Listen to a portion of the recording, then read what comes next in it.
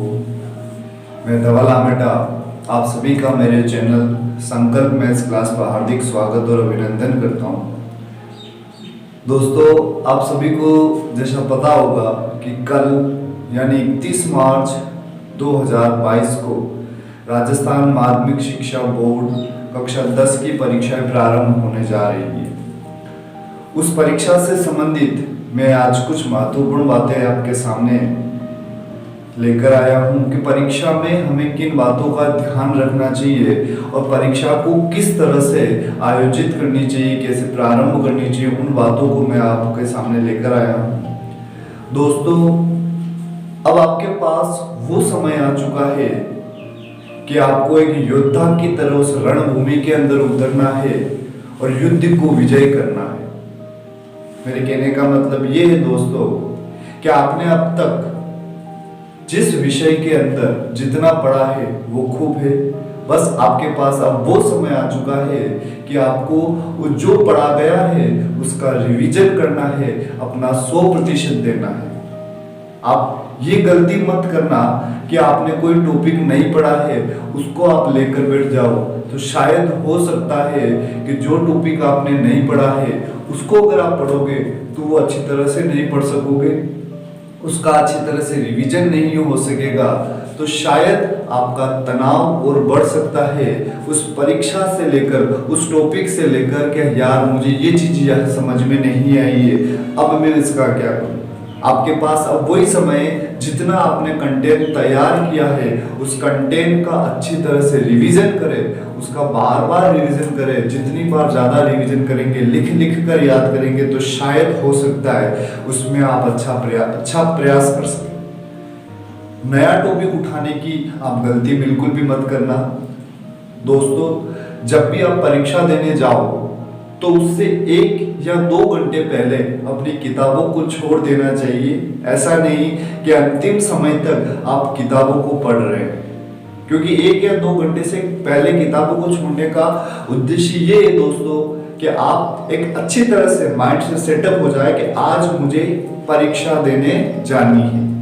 अपने आप को खुद को तैयार कीजिए, प्रवेश पत्र आपका व्यवस्थित कर लीजिए। आपको परीक्षा देने जानी है तो 2 पेन, पेंसिल, रबड़, इन सारी चीजों का अच्छी तरह से व्यवस्थित करके उनको एक जगह पर रख दीजिए, और जब आप परीक्षा देने जा रहे हैं तो उन चीजों को साथ में लेकर जाइए। आप ऐसा मत कीजिएगा कि आप परीक्षा केंद्र पर पहुंच गए हैं, परीक्षा का समय 9 बजे है और आप 8:55 तक उन किताबों को खोल कर बैठे हैं, पढ़ रहे हैं। दोस्तों, जो आपने पढ़ा है वो खूब है, जितना आपने रिवीजन कर लिया वो खूब है, अंतिम समय तक नहीं पढ़ना चाहिए।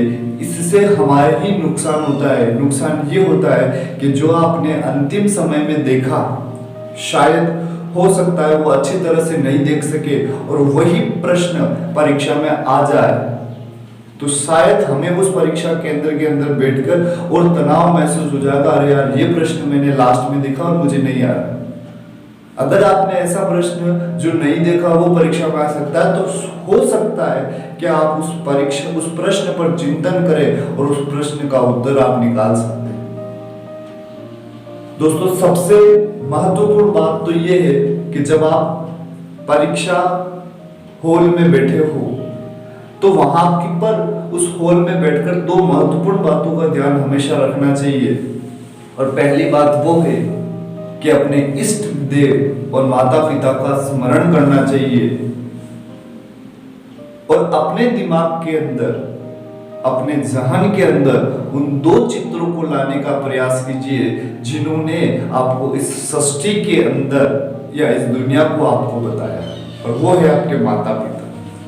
आप वहां बैठकर उनका स्मरण कीजिए, अपने इष्ट देव का स्मरण कीजिए कि हे भगवान, हे माता पिता, आप मुझे आशीर्वाद दीजिए कि आज मैं जिस परीक्षा में, जिस रणभूमि में उतरा हूं, उस रणभूमि के अंदर, आज के युद्ध के अंदर मैं विजय हूं। दूसरी महत्वपूर्ण बात यह है कि आपका जो पड़ोसी या आपका जो दोस्त बैठा हुआ है पास में, उसकी बातों को कभी नहीं सुनना चाहिए। हो सकता है कि उसने आपको वो प्रश्न कर दिया हो जो आपको नहीं आ रहा हो, तो शायद आपका तनाव और बढ़ सकता है, आपका पेपर और बिगड़ सकता है। इसलिए अब उस परीक्षा हॉल के अंदर अपने आप को अकेला रखना है, यही सोचना है कि मैं इस परीक्षा हॉल के अंदर अकेला बैठा हुआ हूँ, दूसरों की बात को नहीं सुनना। आपका मकसद, आपका लक्ष्य, आपका उद्देश्य एक ही होना चाहिए कि मुझे मेरा ये पेपर करना है। आपको इधर उधर की बातों को नहीं सुनना है, न किसी की बात पर ध्यान देना है। आपके पास वो समय आ चुका है और किसी ने सच ही कहा है कि द्वंद्व कहां तक पाला जाए, युद्ध कहां तक टाला जाए, द्वंद्व कहां तक पाला जाए, युद्ध कहां तक टाला जाए, तू राणा का वंशज है, फेंक वाला जहां तक जाए। दोस्तों, आपको वो ताकत लगानी है, उस ताकत से उस प्रश्न को करना, उस प्रश्न पत्र को करना है कि आप अपना 100% लिख दे। परीक्षा के परिणाम की चिंता नहीं करनी कि आपका परिणाम क्या रहेगा। अगर आपने मेहनत की है तो शायद आपकी किस्मत बदलेगी, और अब तो समय आ चुका है आपकी किस्मत बदलने का, क्योंकि हमें खुद के ऊपर विश्वास होना चाहिए। उस परीक्षा केंद्र के अंदर सबसे महत्वपूर्ण बात तो ये होती है कि आपको खुद के ऊपर विश्वास होना चाहिए, क्योंकि आपके विश्वास के ऊपर हजारों लोगों का विश्वास टिका हुआ है। आपके विश्वास के ऊपर आपके माता पिता का विश्वास टिका हुआ है। आपके विश्वास के ऊपर आप जिस संस्थान में पढ़ रहे हैं वहां के सभी शिक्षकों का विश्वास टिका हुआ है। आपके विश्वास के ऊपर आपके विषय अध्यापक, आपके सब्जेक्ट टीचर का विश्वास टिका हुआ है। और सबसे महत्वपूर्ण बात है कि आप अपने माता पिता का सपना मत तोड़ना, क्योंकि शायद उन्होंने आपके लिए बहुत बड़े बड़े सपने देखे कि मेरा बच्चा आज जिस परीक्षा को देने गया वो उसमें अवश्य सफल हो। इसलिए दोस्तों, मैं आपको अंतिम बार एक बार और शुभकामना देता हूं इस परीक्षा की, जो कल से जो महोत्सव प्रारंभ होने जा रहा है राजस्थान माध्यमिक शिक्षा बोर्ड का, उस महोत्सव की मैं एक बार फिर से शुभकामना देता हूं। और इसी के साथ मैं कुछ पंक्तियां कहना चाहता हूं कि आपकी परीक्षा ऐसे जाए, आपकी परीक्षा ऐसे जाए कि रिजल्ट आने पर जश्न हो। आपकी परीक्षा ऐसे जाए कि रिजल्ट आने पर जश्न हो। भगवान करे कि आप जो जो परीक्षा में पढ़े केवल वही वही प्रश्न हो। इसलिए अब मैं आप सभी को एक बार फिर से शुभकामना देता हूं।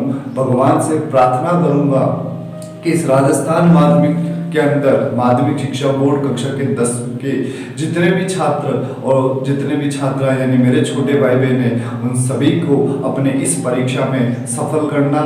इन्हीं शुभकामनाओं के साथ धन्यवाद। जय श्री राम।